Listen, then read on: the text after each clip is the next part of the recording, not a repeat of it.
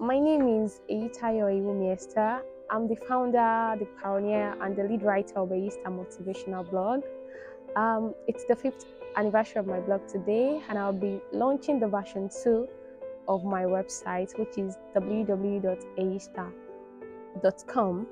And I'll be telling my story, the few experiences I've had in the past 5 years, and I'll be answering the questions that you guys have for me. Thank you.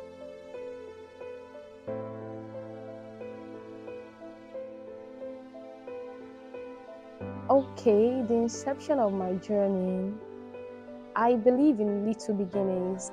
Because the word of the Lord says, though your beginning is small, but your latter days will greatly increase. And I believe that is how it has been for me. My beginning was really humble. I just started writing and I wasn't sure of what my audience will look like.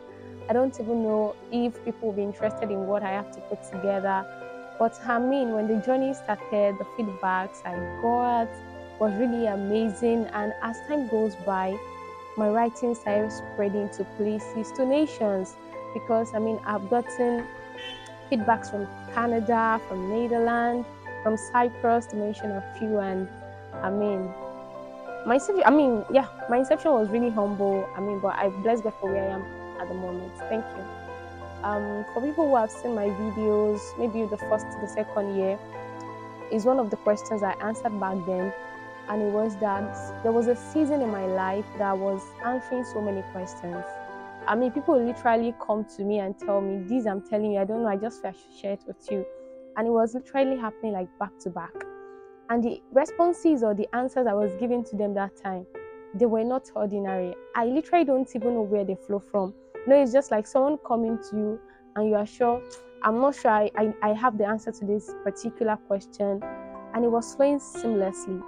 And this idea just jumped at me on a particular day when I saw a lady I spoke to a day before looking so active, happier than I saw her a day before. And she told me, you told me all I needed to hear yesterday. And I'm like, wow, what if I start putting all of this into writing? And by that time, I was so certain that writing would go wide and more people will get to read what I have to say, what I have to share. That was exactly what informed writing for me. And I'm like, let's do this. And good for me, I had a conversation with a brother who is also a friend around that time. And it was like, let's come up with a website. And that was how I started. So I moved my write-ups from my social media pages to my blog. And what I was doing as at then was, sharing the link to the writing from the blog on my social media space. And that was it. The secret to my consistency in writing is what I should call discipline. I'm a very disciplined person. When I started, I was like, okay, I'll be writing weekly. On a weekly basis. Will I be able to sustain this? And I discipline myself to make this happen. I've had people come to me for mentorship on consistency, basically.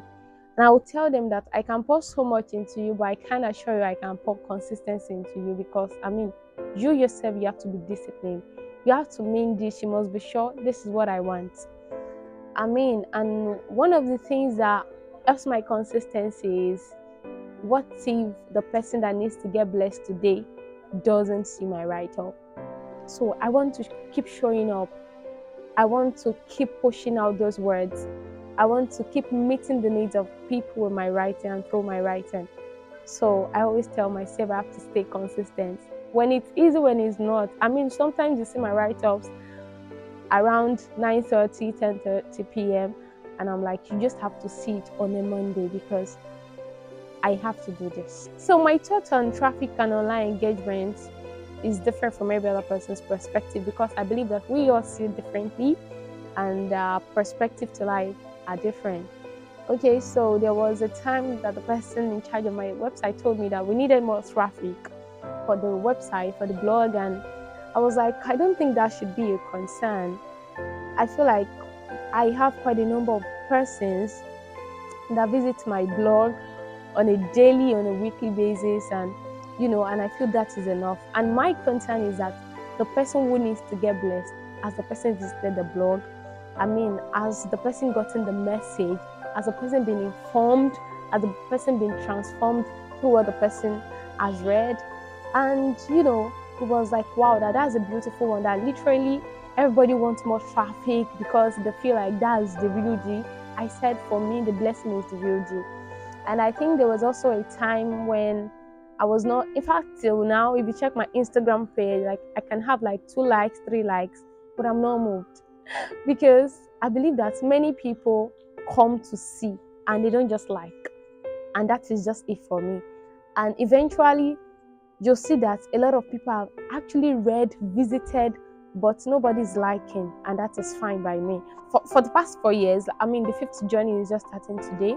For the past 4 years, for my personal writings and blogging, I've not been making money. And this is a question many people have asked me for a very long time. It's a question that recurs almost all the time.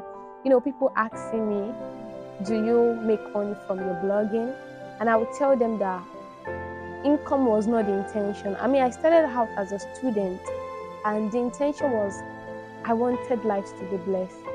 And like I said about the inception of what my journey was like, it was just having conversations with people, and I discovered that I was able to provide answers to the questions in their heart through the inspiration of the Spirit of God.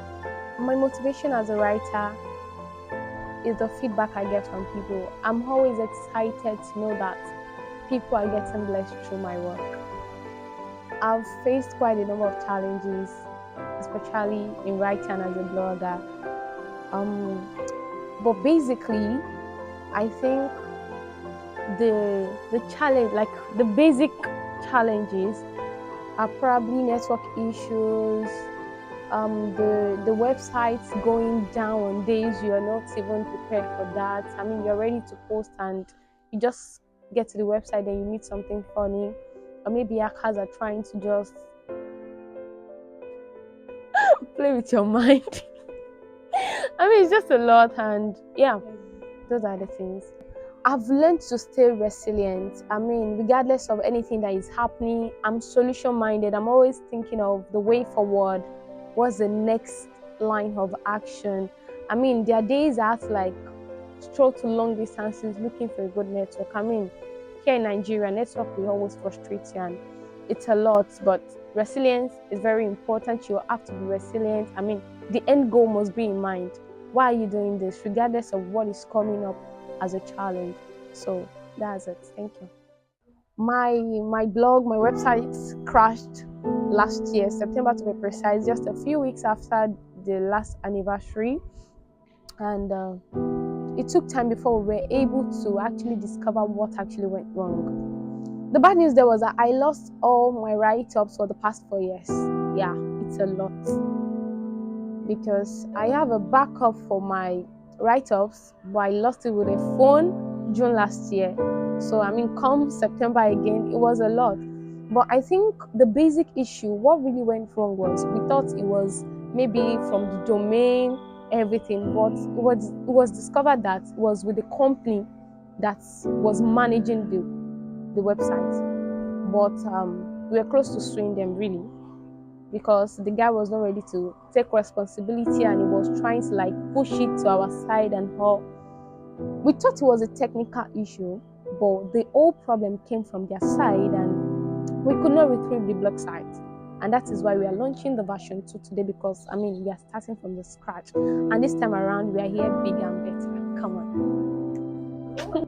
Let me even say my encouragement throughout the whole process was,